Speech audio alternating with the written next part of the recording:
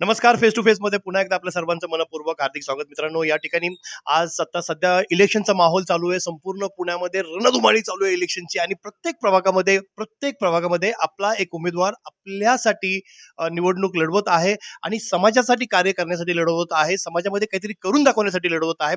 म्हणूनच आज एक असा उमेदवार मी तुमच्यासमोर आमंत्रित करणार आहे. त्यांना तुमची भेट करून देणार आहे. जी उमेदवार अतिशय गरीब घरातली आहे, सामान्य घरातली ही उमेदवार आहे. सामान्य घरातली उमेदवार असल्यामुळे नक्कीच त्यांना काहीतरी सामान्यांसाठी करण्याची इच्छा असते आणि आपल्या प्रभागात जर तुम्ही बघितलं, कुठलाही प्रभाग असो, तिथे जास्तीत जास्त लोकं ही 70% लोकं गरीब असतात आणि फक्त 30% लोकं श्रीमंत असतात. त्याच्यामुळं गरीबातला उमेदवार निवडून देणं हे आपलं काम आहे आणि हेच काम करण्यासाठी प्रभाग क्रमांक 37 मधून सुनीताताई किरवे आपल्यासोबत आहेत. आज आपण त्यांच्याशी बोलूया फेस टू फेस मध्ये. सगळ्यात पहिल्यांदा सुनीताताई, आपलं मनपूर्वक स्वागत आहे. तुम्ही तुमच्याबद्दल थोडक्यात सांगा की काय तुमचं आतापर्यंत तुम्ही काय समाज कार्य केलेलं आहे आणि कसं काय या क्षेत्रामध्ये आलात. मी आले म्हणजे मला पहिलाच अनुभव होता. मला एक सुभेकर म्हणून होते पक्षात. त्यांनी सांगितलं माझा आपला साधा व्यवसाय चालू होता. अच्छा. तर त्यातून ते आले की म्हणले ताई तुम्ही राष्ट्रीय समाज पक्षातून उभं राहावा. म्हणजे नाही उभं नाही म्हणजे तुम्हाला उमेदवारी नाही. पद पद पद देतो देतो. हा. पद देतो पद देतो मग तुम्ही काम चालू करा. म्हणजे ऑफिसमध्ये माझा इस्टेट एजन्सीचा व्यवसाय होता. अच्छा. म्हणजे तुम्ही राष्ट्रीय सेवा हा राष्ट्रीय समाज पक्षाचे तुम्ही अधिकृत उमेदवार आहात. हा. म्हणजे महादेव जानकर साहेबांचे तुम्ही उमेदवार आहात, बरोबर? महादेव जानकर साहेबांबद्दल काय जाणता तुम्ही? काय त्यांच्याबद्दल सांगाल? त्यांच्या नेतृत्वाबद्दल काय सांगाल? महादेव जानकर म्हणजे देव माणूसच आहेत ते. त्यांच्या म्हणजे पक्ष चांगला आहे तो आणि एकनिष्ठ आहेत ते. म्हणजे मी बी पक्षाला एकनिष्ठ आहे. म्हणजे पक्षातूनच मी हे कार्यकर्ती आहे आणि त्यांच्या पक्षातूनच मी आता उभी राहिलेली आहे. तरी आपले राष्ट्रीय समाज पक्ष आहे, कुठेही धनकवडीत अस्तित्वात नव्हता. तो मी आतापर्यंत त्यांचं काम करत करत करत धनकवडीत आणले त्यांना. बघितलं तर मित्रांनो, महादेव जानकरांचा इतिहास जर तुम्ही पाहिला तर एक स्वच्छ प्रतिमेचा माणूस, एक चांगला माणूस आणि त्याने आतापर्यंत जे राजकारणामध्ये लढत दिलेली आहे त्या लढतीमध्ये नेहमीच त्यांना चांगल्या लोकांनी संबंध त्यांच्यासोबत चांगला प्रस्थापित संबंध प्रस्थापित केलेला आहे. तसंच सुनीताताईंनी सुद्धा या ठिकाणी सांगितलं की महादेव जानकरांचा पक्ष राष्ट्रीय समाज पक्ष आहे. वॉर्ड क्रमांक 37 म्हणजेच हा धनकवडी भागामध्ये, बरोबर? हा प्रभाग तुमचा धनकवडी मधला आहे. 37 मध्ये 37 अ चे हे उमेदवार आहे आणि यांची निशाणी आहे ऑटो रिक्षा. ही ऑटो रिक्षा एकदम साधी, म्हणजेच एवढी साधी निशाणी का तुम्ही घेतलीत, का तुम्हाला ती मिळाली, काय म्हणतात? मला पक्षातूनच मिळालेली आहे ती आणि पक्षानेच ते चिन्ह हे केलं कारण रिक्षा जास्त आपली ही आहे. ऑटो रिक्षा ही सामान्यासाठी आहे. वयस्कर लोक असतात, कधी इमर्जन्सी त्यांना जायचं असतं तर रिक्षाचाच वापर करतात ना ते. म्हणून लोकांच्या लक्षात राहणार की रिक्षा हे चिन्ह आपलं पक्क आहे.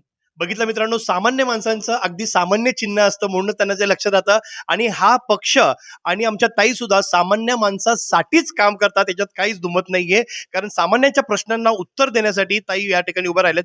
ताई, तुमच्या प्रभागामध्ये अनेक समस्या आहेत. उदाहरणार्थ समस्या आहे इथं पाण्याचा सगळ्यात मोठा समस्या आहे. कारण संपूर्ण पुण्यामध्ये पाणी म्हटलं तर आपल्याला धनकवडी आठवते, कारण धनकवडीमध्ये पाण्याचा पहिल्यापासून प्रॉब्लेम आहे. त्याच्यावर तुम्ही काय सोल्युशन करणार आहात?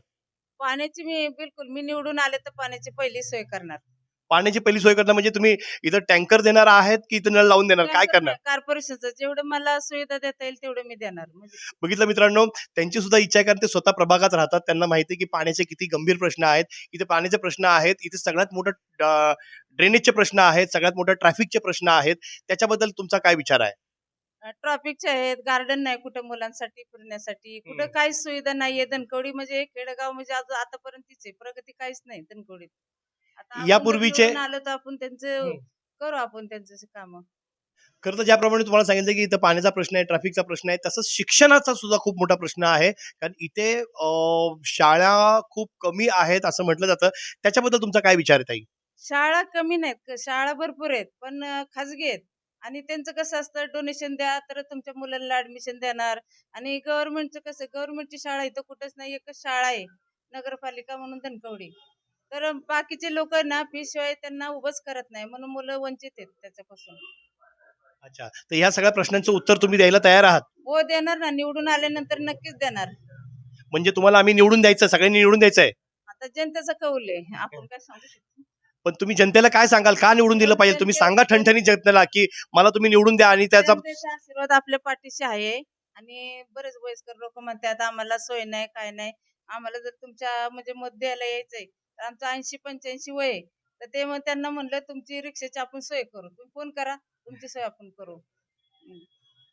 बघितलं ताई, अतिशय सामान्य घरातला आणि साधा उमेदवार आहे आणि अशा साध्या उमेदवाराला जर तुम्ही मत दिलं तर त्यांना निवडून आणलं तर 100% या प्रभागाचा विकास होईल, त्यात काहीच दुमत नाहीये. वॉर्ड क्रमांक 37 मधून मधून सुनीताताई या ठिकाणी उभा राहिलेल्या आहेत. सुनीताताई किरवे उभे राहिलेल्या आहेत आणि त्यांच्यासोबत मी त्यांची मुलगी आहे त्यांच्या सुद्धा नाती आहेत. अच्छा, नाती आहेत. तर त्यांच्या सुद्धा साठी सुद्धा बोलूया आपण. तुम्हाला काय वाटतंय? हां, नक्कीच येणार. आणि मलाही असं वाटतं, की त्यांनी यावं, धनकवडीचा विकास व्हावा, असंही माझी इच्छा आहे. आणि त्यासाठी मी विनंती करते जनतेकडून, की सुनीताताई किरवे यांना निवडून आणून द्या तुम्ही नक्कीच. तुमचं काय मत आहे? तेच यायला पाहिजे निवडून. आजकाल खूप समस्या पण चालू आहे. एक गरीब ज्यांना जे तिथं राहतात, जे हां. धनकवडीत राहतात, त्यांनाच कळतं ना, की काय समस्या आहे नेमकं धनकवडीत. बरं मला सांगा, की सुनीताताई किरवेच का निवडून आल्या पाहिजे? त्या त्या आ आ एकतर ते व्यावसायिक आहे. त्यांना माहिती आहे, की आजकाल काय समाजामध्ये ही चालू आहे. कुठं काय चालू आहे. म्हणजे शिक्षणाचं, पाणीचं, पार्किंगचं आजकाल कुठं कुठं काय ही चालू आहे म्हणजे बरोबर आहे. वेगळे. त्यांच्या भावना समजणं हे खूप महत्त्वाचं आहे. मित्रांनो, मी तुम्हा सगळ्यांना विनंती करतो, की नक्कीच वॉर्ड क्रमांक 37 मधून सुनीताताई किरवे यांना प्रचंड बहुमतांनी विजयी करा. पुढच्या एपिसोडमध्ये भेटूया नवीन काहीतरी घेऊन, नवीन उमेदवारांना घेऊन. Still and signing off. आमचा हा चॅनल आवडला तर नक्की लाईक करा, सबस्क्राईब करा आणि फेस टू फेस या चॅनलला नक्कीच पुन्हा एकदा बघा. थँक